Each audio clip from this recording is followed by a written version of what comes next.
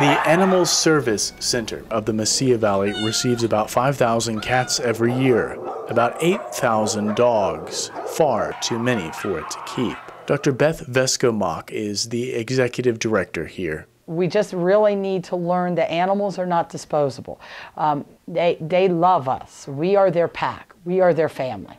And we owe it to them to take care of them properly. She has 2 dogs and a cat herself and fosters 3 dogs and a litter of cats. The center here is a kill shelter. If an animal can't find a home or is deemed unsuitable for one, it's euthanized. In the first half of 2013, 64% of the more than 2,200 cats received were killed. Half that, 31% of the almost 4,000 dogs received were killed. Dr. Vesco-Mock says that's for a few reasons. Families in Dona Ana County choose to adopt fewer cats than dogs, and she isn't able to transfer them to other shelters because they are overrun with cats. We really have to have our animals spayed and neutered.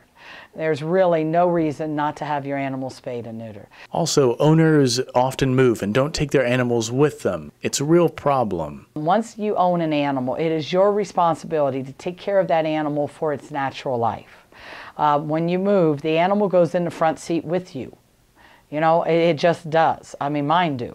You know, when we move, our animals went with us. Dona Ana County has a place where owners of their pets cared so much, they paid to bury them. It's very restful and peaceful, and I enjoy coming here. I do. For the last 5 years, Ellie Choate has buried the animals at the Alicia Mogard Memorial Pet Cemetery north of Las Cruces as a volunteer. For 16 years, I was an animal control officer, and so I saw the worst of the worst.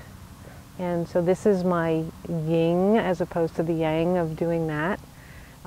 Here, I know that every pet that's buried here was so loved that their owners didn't want to forget them even after death. So it means a lot to me to know that this many animals were deeply cared for. It costs about $200 to bury an animal here. When you walk through the cemetery, out of the corner of your eye, you might see a bit of blue or green glass.